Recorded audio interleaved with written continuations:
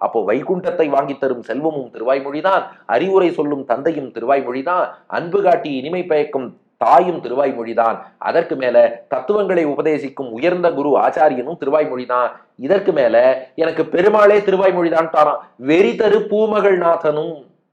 பூமகள் நாதன்னா பூனா தாமரை பூ, பூமகள்னா தாமரை பூவில் வீற்றிருக்கும் மகாலட்சுமி, பூமகள் நாதன்னா அந்த லட்சுமிக்கு கணவனான பெருமாள். அவர்தான் எல்லோருக்கும் அடைய வேண்டிய இலக்கு, பரம பிராபியம்னு சொல்லுவா. நாம பெற வேண்டிய லட்சியம் யாரு? பெருமாள் திருவடி.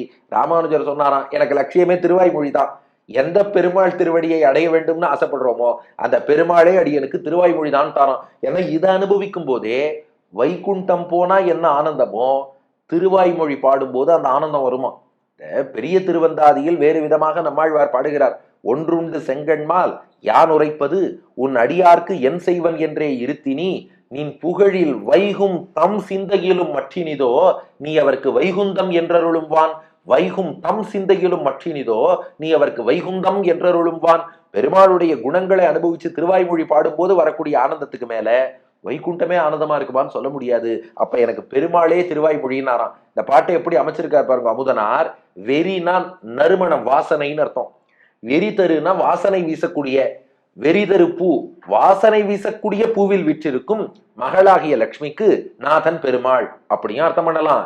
இல்ல வெறிதரு பூமகள் வாசனை மிக்க, வெறிதரு வாசனை மிக்க பூமகள் வாசனை மிக்க மகாலட்சுமிக்கு நாதன் பெருமாள் அப்படியும் வச்சுக்கலாம். இல்ல வெறிதரு பூமகள் நாதனும்னு சேர்த்துட்டேன்னா வாசனை மிக்க பூமகள் நாதனான பெருமாள்னு வச்சுக்கலாம். அப்ப வெறி தரு வாசனை மிக்கங்கிறத பூவுக்கும் அடைமொழியா வச்சுக்கலாம், பூமகளுக்கும் அடைமொழியா வச்சுக்கலாம், பூமகள் நாதனுக்கும் அடைமொழியா வச்சுக்கலாம். அப்ப என்ன அர்த்தம்னா வாசனை மிக்க பூவில் உள்ள வாசனை மிக்க பூமகளுடைய வாசனை மிக்க பூமகள் நாதன் இருக்கானே அந்த பெருமாளும் எனக்கு திருவாய்மொழிதான் நம்மாழ்வார்.